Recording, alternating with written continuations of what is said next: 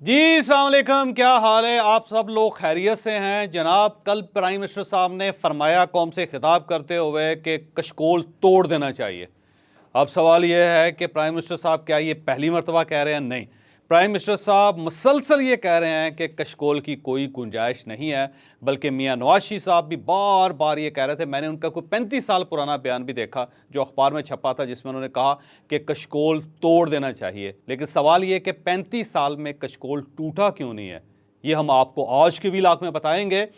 और क्या पाकिस्तान अपने पाँव पे खड़ा हो सकता है माशी तौर पे या नहीं खड़ा हो सकता, खुद इन्हिसारी कैसे हो सकती है, ये भी हम आपको आज के व्लॉग में बताएंगे।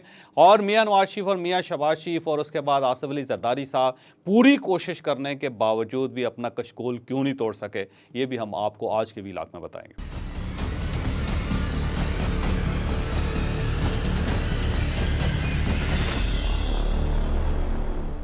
तो प्राइम मिनिस्टर साहब ने फिर कहा है कि कशकोल तोड़ देंगे। अब सवाल यह है कि कशकोल तोड़ने से रोका किसने? वो शख्स बताएं, वो बंदा बताएं, वो बॉडी बताएं, वो आवाम का वो ग्रुप बताएं जो हुकूमत से ये दरख्वास्त कर रहा है कि जनाब आप हमारा कशकोल ना तोड़ें। आप इसी तरह आएँ, कशकोल लें, अक़वाम आलम में जाके पैसे मांगें और पैसे मांग कर ले कर आएँ। कौन है कोई? तो ये पहली बात तो ये है कि आवाम की तरफ से कभी कोई असरार नहीं किया गया कि आप कर्ज़े लेते जाएं, मुल्क चलाते जाएं, आप इकानमी चलाते रहें, नहीं।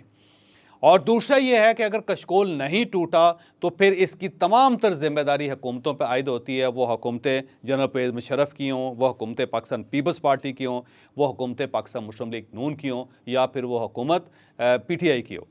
जिसकी भी हुकूमत है, कर्ज़े उसने लिए। बल्कि ये एक हकीकत है कि जनरल परवेज़ मुशर्रफ साहब के दौर में पहली मरतबा ऐसे हुआ था, शौकत अजीज़ उस वक्त प्राइम मिनिस्टर थे, कि उन्होंने IMF का सारा कर्जा एक चेक के ज़रिए अदा कर दिया। तो बड़ा वो वाक़या था कि वाशिंगटन में उनकी वो कॉन्फ्रेंस चल रही थी, वहाँ पे उन्होंने IMF के नुमाइंदे को बुलाया। IMF का प्रेसिडेंट था शायद उस वक्त, या DG था, वो आया और उसके सामने बैठ के प्राइम मिनिस्टर ने उनसे कहा कि आप लोग हमें स्क्वीज़ करते रहते हैं, हमें दबाव में डालते रखते हैं, इस तरह नहीं होना चाहिए, इस तरह आज़ाद कौमें नहीं चलती।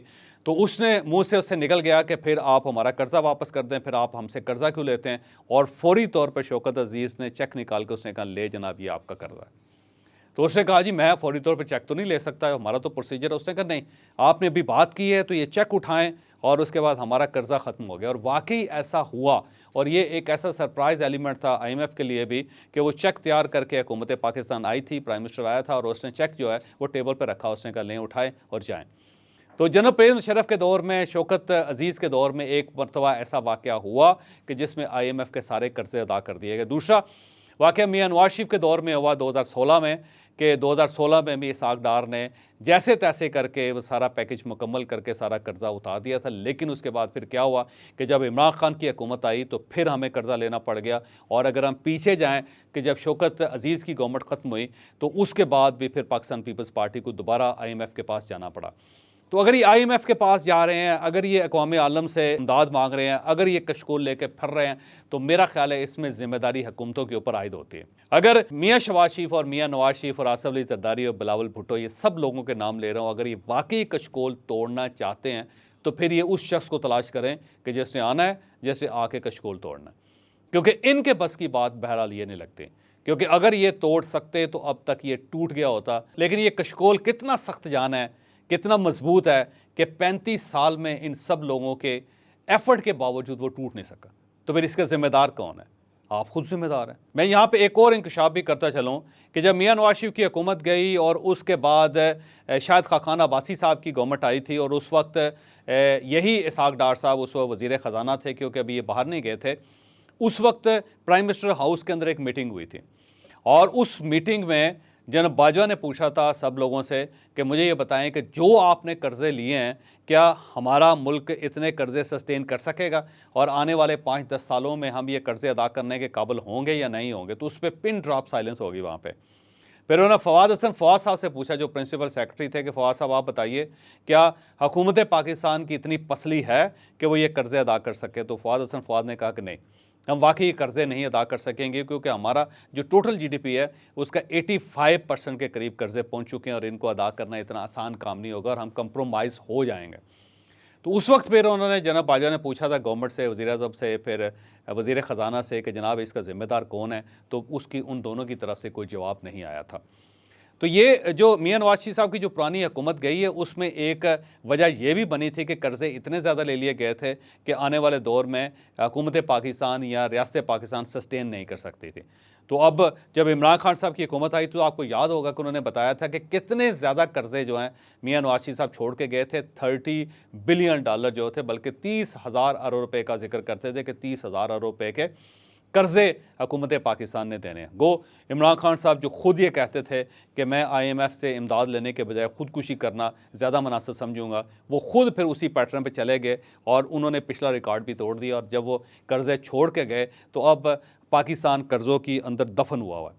अब ये यहाँ से इतनी जल्दी पाकिस्तान को रेस्क्यू करना आसान नहीं होगा। पाकिस्तान इसमें अब बुरी तरह फंस गया हुआ है।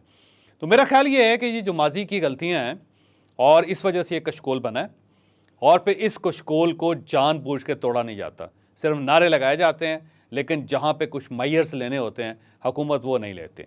जैसा एक हुकूमत अगली हुकूमत के लिए मज़ीद कर्ज़े छोड़ जाती है और फिर वो हुकूमत भी दर दर भीख मांगती रहती है, और उस वजह से पाकिस्तान का ये हाल हो गया।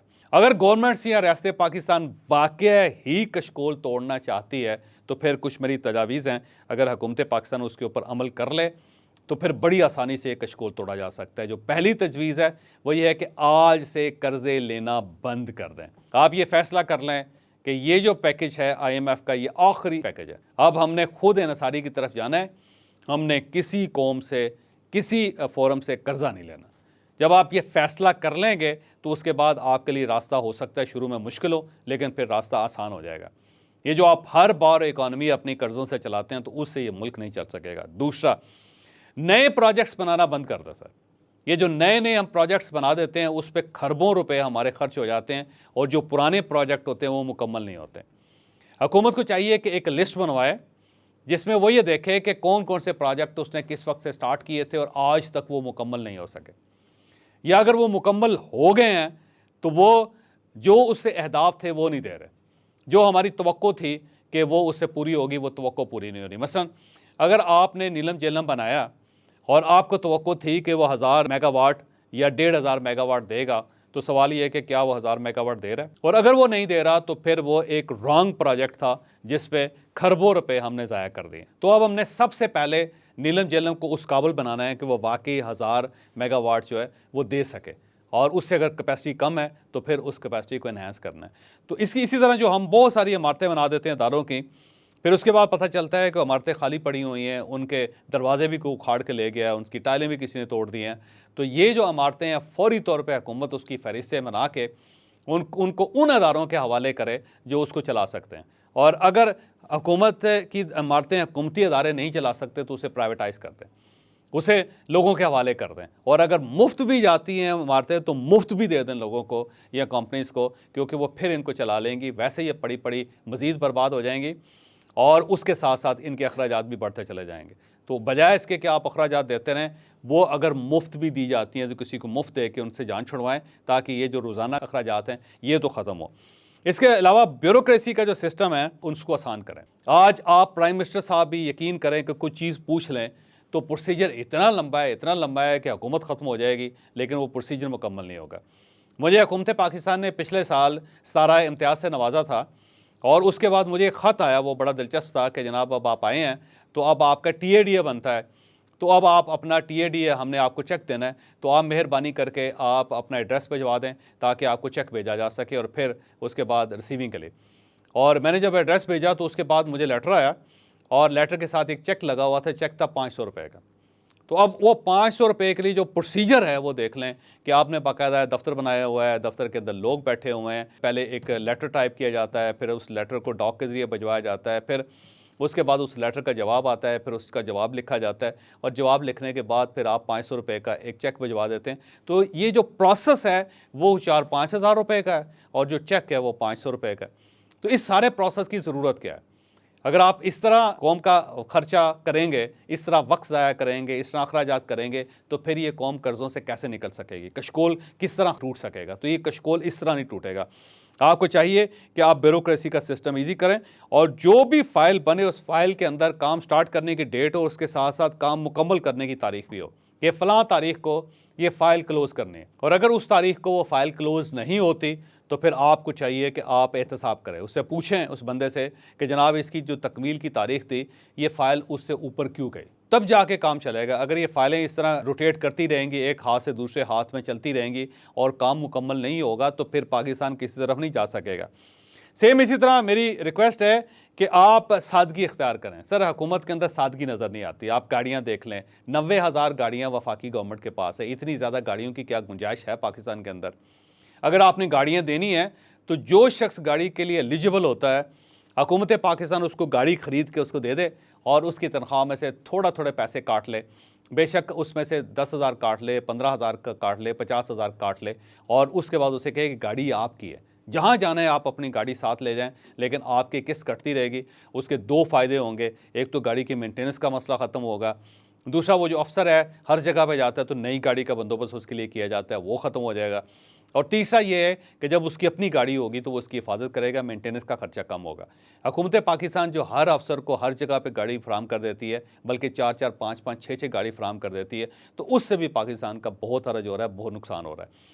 तो इस चीज़ से भी निकलें, क्योंकि यूरोप के अंदर मैं देखता हूँ कि किसी अफसर को सरकारी गाड़ी नहीं दी जाती, वो अपनी गाड़ियों पे आते हैं। तो कम से कम इस चीज़ से भी निकालें पाकिस्तान को, ये बहुत बड़ा खर्चा है। सेम इसी तरह जो मिनिस्टर्स हैं सर, उनको सादगी चाहिए सर। जो उनके सूट्स हैं, जो उनकी गाड़ियाँ हैं, जो उनका ताम झाम है, जो उनका हल्ला गुल्ला है, वो बहुत ज़्यादा है। बिज़नेस क्लास के टिकट से इस्तेमाल करते हैं, जहाज़ लेके कहीं चले जाते हैं। तो इसको भी कम करें। ये जो गैर ज़रूरी दौरे हैं इसको भी कम किया जाए और जहाज़ पे जो सरकारी जहाज़ों के ऊपर दौरे करना है, मेरा ख़्याल है इसकी हमें इजाज़त नहीं देनी चाहिए। प्राइवेट जहाज़ों के बजाय या गवर्नमेंट के जहाज़ों के बजाय वो कमर्शियल फ़्लाइट्स पे जाएं। कमर्शियल फ़्लाइट्स में क्या प्रॉब्लम है सर जाने में? क्यों आप ये महसूस करते हैं कि आपकी इंसल्ट है कि कमर्शियल फ़्लाइट पे जा रहे हैं? कमर्शियल फ़्लाइट पे जाएँ, उन्हें कहें जी हम लोग नहीं अफोर्ड कर सकते। सेम इसी तरह बिज़नेस फ्रेंडली बने और बिज़नेस जो भी शख्स करना चाहे उसे पूरा मौका दें, बल्कि उसके अंदर अगर वो 5 लोगों को भर्ती कर ले तो उसका टैक्स माफ़ कर दें, ताकि वो लोगों को भर्ती करता रहे और लोगों के एम्प्लॉयमेंट बने। सेम इसी तरह मैट्रिक तक आप कोशिश करें या एफए तक कोशिश करें कि किसी न किसी शख्स के पास कुछ स्किल होनी चाहिए।